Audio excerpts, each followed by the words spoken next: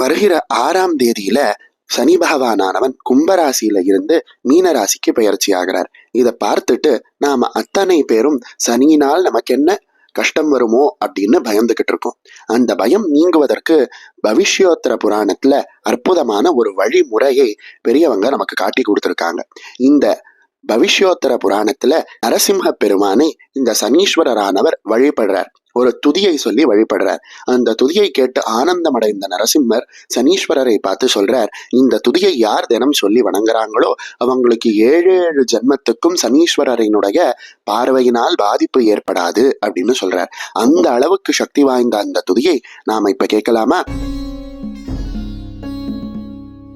ईशनैश्चरकृत नृसिंहस्तोत्रम् श्रीकृष्ण उवाच शुलभो भक्तियुक्तानां दुर्दशो दुष्टचेतसा अनन्यगतिकानां च प्रभुर्भक्तैकवत्सलः शनैश्चरस्तत्र नृसिंहदेव स्तुतिं चकारामलसिद्धवृत्तिः प्रणम्य साष्टाङ्गमशेषलोक किरीटनीराजितपादपद्मम् श्रीशनि